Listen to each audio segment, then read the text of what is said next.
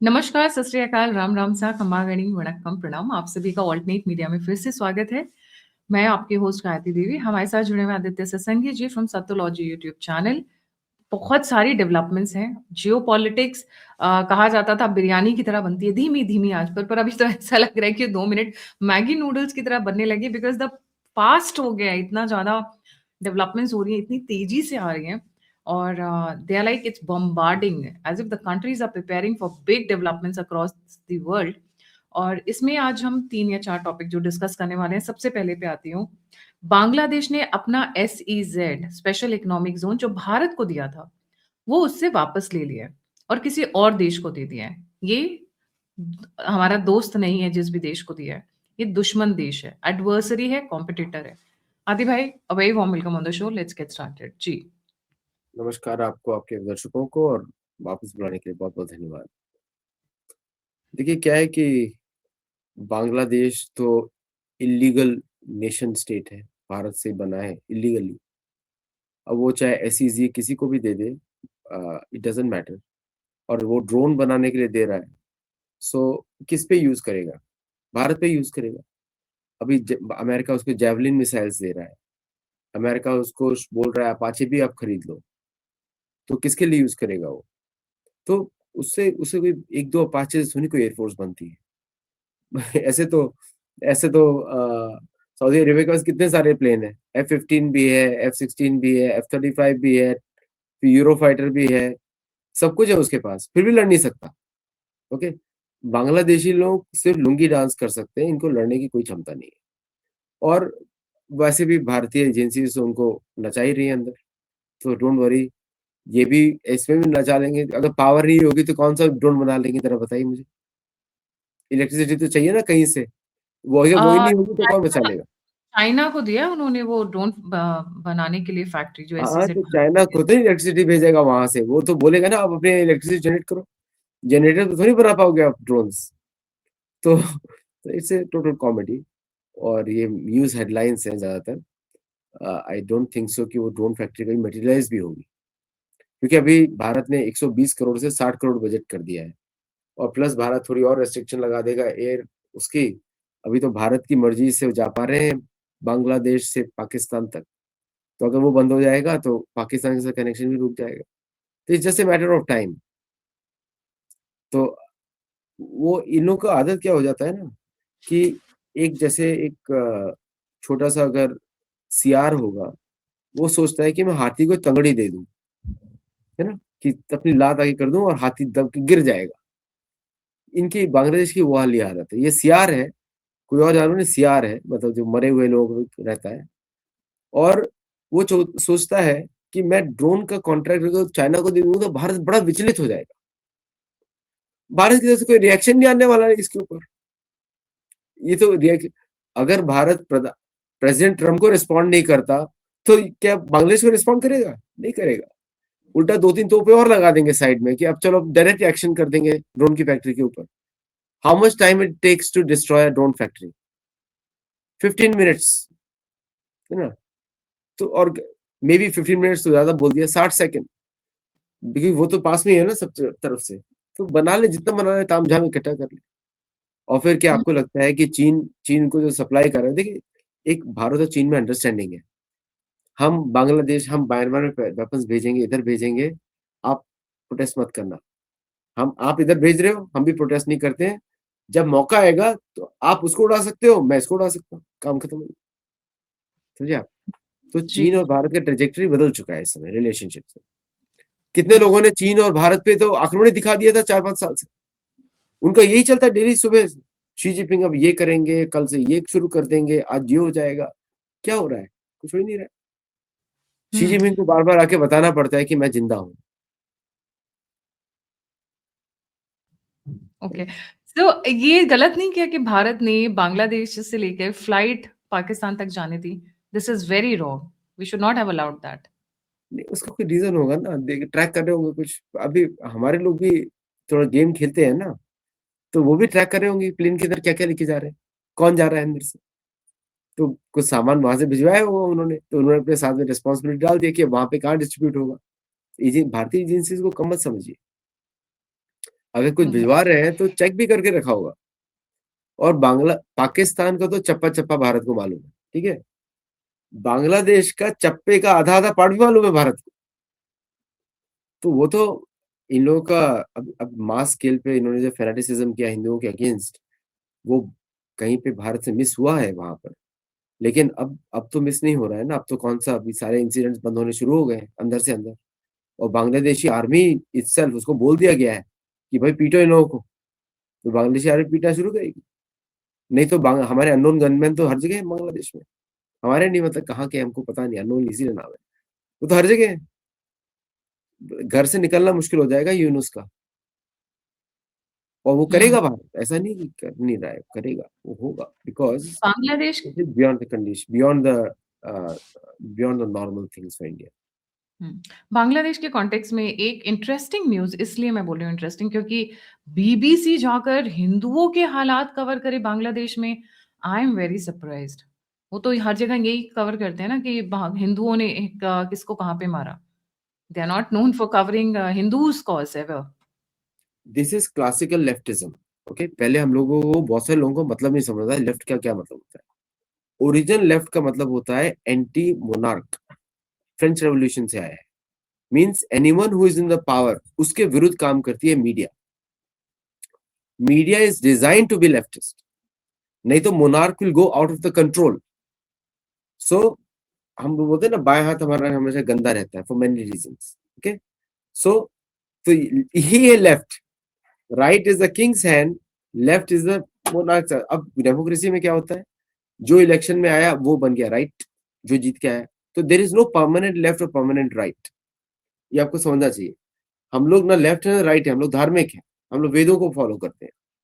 तो अब अगर हम जब हम बात करते हैं कि बीबीसी सपोर्ट कर रहा है, इसका वही तो नेचुरल ड्यूटी है उसका। तो भारत में BBC will support Muslims and Christians, by nature that's leftism.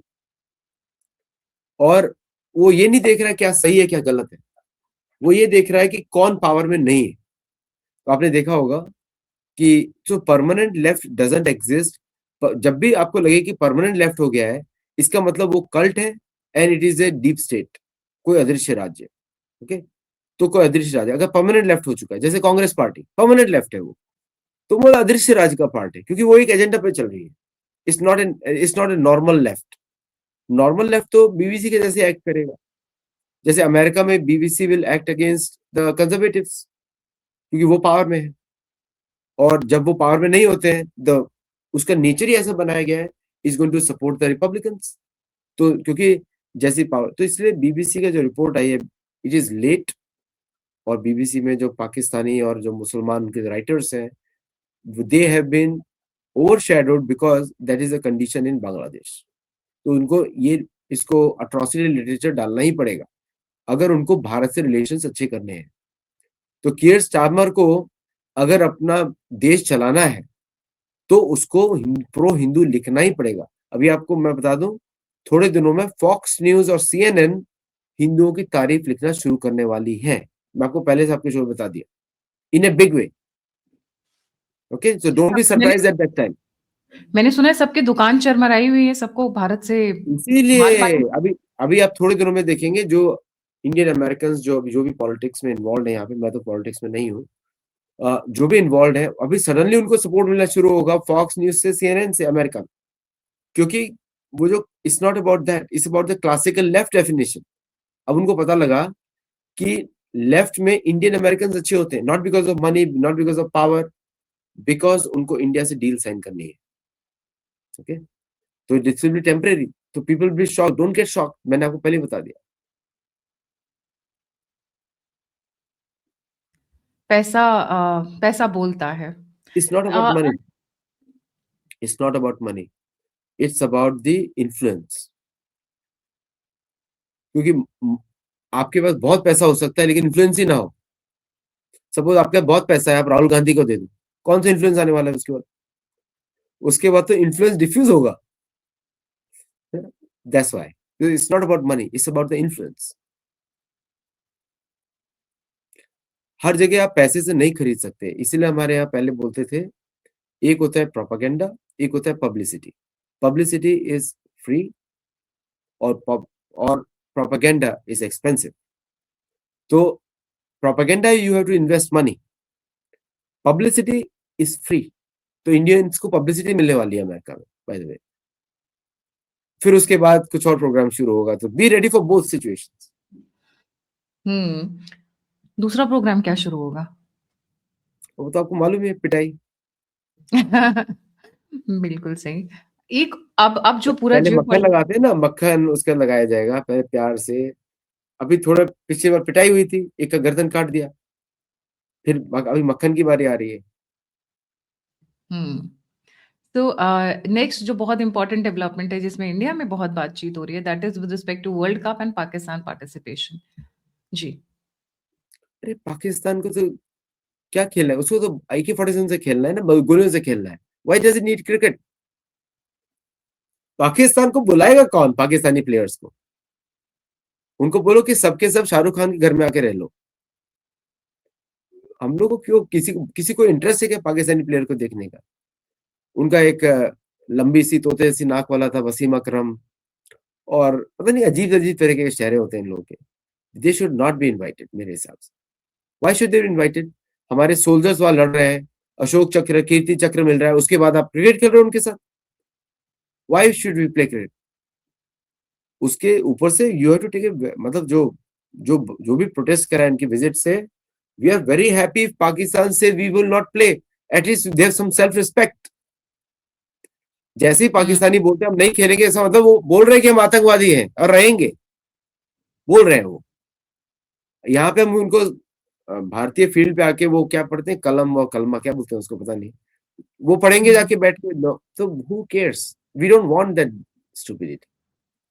हुँ। आप कह क्रिकेट रहे हैं खेलो, आप वीडियो गेम पे क्रिकेट खेलो, बताओ, इट्स ओके।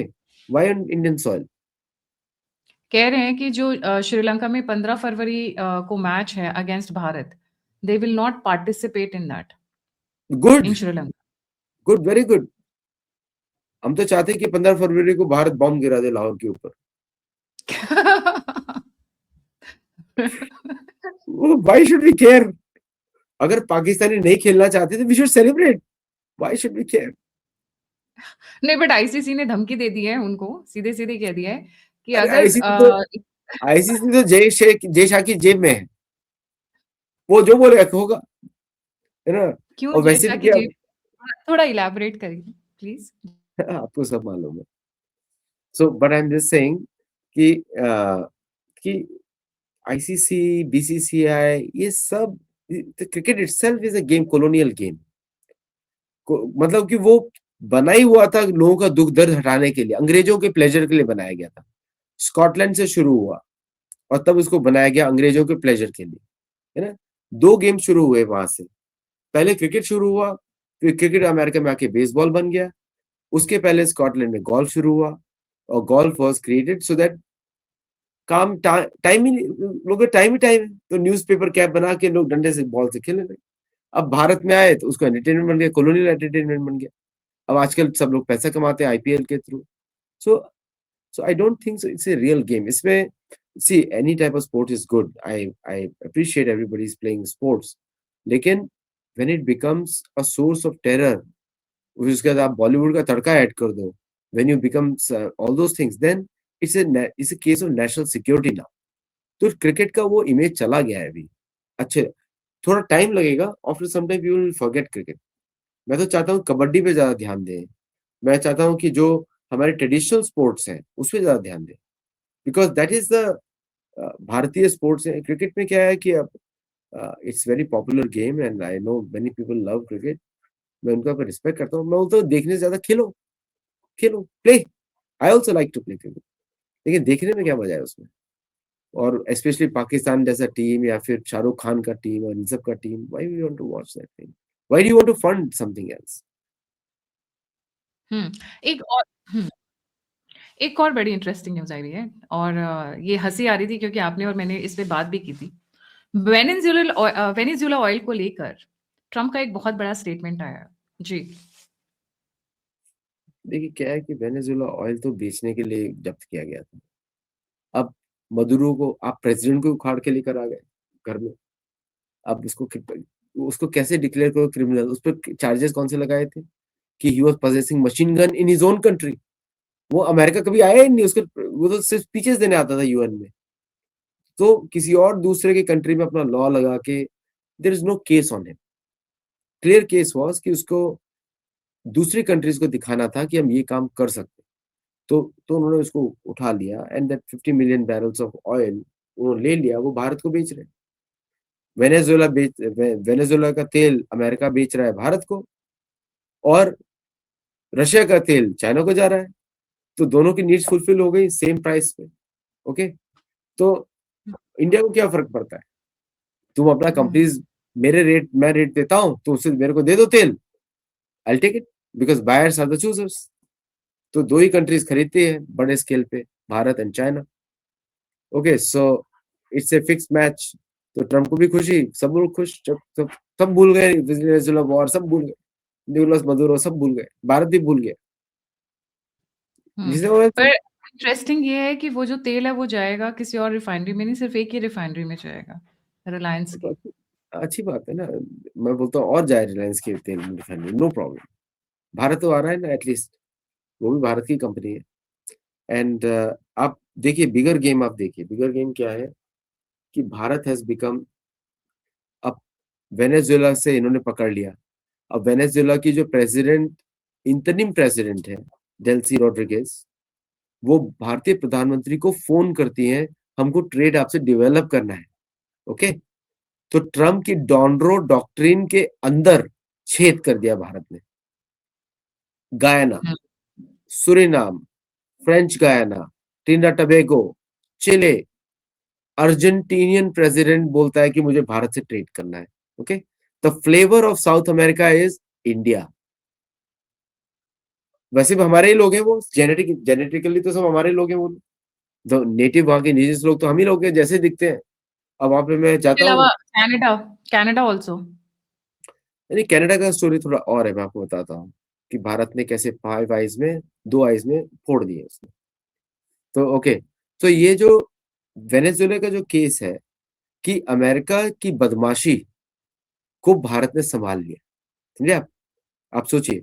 और भारत और अमेरिका ने मिलकर चाइना को पिटाई करी साउथ अमेरिका में। देखिए, there is no permanent friends, permanent enemies. कौन पिटाए साउथ अमेरिका में? चाइना। ओके, अब भारत नेगोशिएट करेगा चाइना के साथ, how we will reduce our trade deficit based on the experience in South America. तो यहां पे भारत और अमेरिका के इंटरेस्ट अलाइन हो रहे हैं। ईरान पे अटैक क्यों नहीं हो रहा है? क्योंकि भारत का चाबहार पोर्ट है। ओके, जिस दिन भारत वहां से निकलेगा, ईरान की पिटाई शुरू, वो निकलने वाला है। ओके, सो तो India is controlling the United states. शायद इंडियन अमेरिकन को समझ में ना आए, लेकिन India is controlling the United states. आप देखिए ना क्या क्या, आप एक्चुअल ग्राउंड के एक्शंस देखिए। आप सबसे ज्यादा प्रोडक्ट्स किसके बिकते हैं चिले में? महिंद्रा कार्स बिकती है ना, एक से एक। हमने वहां रेयर अर्थ की डील कर ली। वो हो रही है। अर्जेंटीना में highest selling motorcycle, the only plant of Royal Enfield assembling Himalayan motorcycle is in Argentina, is the number 1 choice Patagonia में। तो पतागोनिया जैकेट्स भी होती है, वहां पे रॉयल एनफील्ड भी बिकती है। Which is the number 1 vehicle choice in Peru? Bajaj and Bharat के other two wheeler manufacturers. Okay, तो आप देखिए क्या क्या, तो who is going out and who is coming in. Panama से चाइना बाहर चला गया, वेनेजुएला से बाहर चाइना चाइना चला गया बाहर, मेक्सिको से बाहर चला गया। बट मैक्सिकन थोड़े रेसिस्ट होते हैं, तो इसलिए भारत वहां पे घुस नहीं पा रहा है, और यही मैक्सिको की कमजोरी भी है ना, क्योंकि उस जूइश लेडी को समझ में नहीं आता मैं क्या बात करूँ, सेमी सेमी सी बातें करती है। वो लोग एक ब्रिज को इनॉग्रेट करते हैं, 1 साल में बड़े खुश होते हैं। यहाँ पे तो हजारों इनॉग्रेट हो जाते हैं, मोदी तो बटन दबा दबा के ऑफिस से ही करते हैं। क्या कह रहे हो आप? एक ब्रिज 1 साल में? एक ब्रिज 10 साल में बनाया, उसपे तालियां बज रही है मैक्सिको में, सोचिए आप क्या हालत है। Okay, so totally wrong. Mexicans को आज पता लगा कि they don't own a single silver mine in their own country. Just imagine. तो उनका सिल्वर गया कहाँ? नहीं, every silver in Mexico land is controlled by UK, colonial फिर ना, rights. भगा आपको लगता है कि ये लोग लड़ सकते हैं ब्रिटिश से? Only people who can fight with the British and defeat them is भारतीय people, you know. Why Guyana is successful, Suriname is successful, Trinidad Tobago is successful और बाकी सारी कंट्रीज फेल? बिकॉज वहां पे हिंदू है। That's the only reason this countries are successful. तो इसलिए तो जस्ट अंडरस्टैंड कि भारत इज इन, जो भारत कर रहा है अब हम लोग बांग्लादेश की बात कर रहे हैं, मोदी जी तो इधर सब पूरा साउथ अमेरिका छाते जा रहे हैं। तो आप बांग्लादेश में, अब चाइना को भारत ने बोला हाँ ड्रोन सप्लाई कर दो, तो थोड़ा अमेरिकन की पिटाई होगी। किसकी होगी? देखिए कोऑपरेशन देखिए ना, भारत और चीन लड़ तो नहीं रहे हैं कहीं पे, ठीक है। वहां पे तो वो बकवास चलता है टीवी के ऊपर, उसने बोल दिया ये, हम तो बोलते हैं हेनरी मैकमोहन लाइन निकाल दो, तिब्बत हमारा हो गया। वो बड़ा सिंपल सा है, वो तो तिब्बत के साथ बाउंड्री है, तो हम तो बोलेंगे चाइना यहाँ पे एग्जिस्ट ही नहीं करता। There is no China on Arunachal Pradesh border और भूटान बॉर्डर। अभी तो हम ही लोग ही रिकॉग्नाइज करें, that's why it is there. हम भी बोलते नहीं है, वो तो रिकॉग्नाइज करता नहीं। Then then the whole Tibet is ours till Mongolia. चाहे उसको ऑटोनोमस रीजन बनाए, चाहे उसको भारत का कुछ भी बोल दें, बट इट स्टिल देयर। और वो भी डील तो हमसे साइन हुई थी ना, चाइना तो पार्टी नहीं था। तो it's India and Tibet has to decide what is going to do with Tibet. Tibet wants to be autonomous, ठीक है, Dalai Lama is your king. वो कहाँ बैठे हुए हैं? धर्मशाला में। धर्मशाला में कौन लेकर आया था? सीआईए। ओके। तो सारी प्रॉब्लम्स की जड़ अमेरिका है, और आज पहली बार ऐसा हो रहा है कि भारत अमेरिका को उसी की भाषा में जवाब दे रहा है। बस बोल नहीं रहा है, चुपचाप एक्शंस दिखा रहा है बार बार। हम्म। इंडियन ऑयल की रिफाइनरी, ओएनजीसी की रिफाइनरी है वेनेजुएला में, प्रोडक्शन कट नहीं हुआ है वहां से आप अभी तक। ओके। तो किससे खरीद रहा है अमेरिका? इंडियन रिफाइनरी से खरीद रहा है। अच्छा, वेनेजुला ओएनजीसी ऑयल की पैसा बना रहा है। वेनेजुला ऑयल को रिफाइन करने की कैपेसिटी है भी नहीं दुनिया के ज्यादा देशों में। भारत ओएनजीसी के ओएनजीसी के पास तो है ना। ओएनजीसी के पास है। तो ओएनजीसी इज इन वेनेजुएला। तो अमेरिका किससे ले रहा है? ओएनजीसी से ले रहा है। क्या किसको बेच रहा है? तो who is making money double? ONGC बना रहा है, अमेरिका भी बना रहा है, और भारत वापस बना रहा है। Okay. So it's a very classical. एक बार आप दुनिया के नक्शे समझ जाए ना, तो आपको सब समझ में आ जाएगी क्या क्या हो रहा है। आपने कहा कि मेरे लिए बहुत इंटरेस्टिंग है कि मेक्सिको के सिल्वर पे अभी तक कॉलोनियल राइट्स हैं यूके के। They can't defy UK.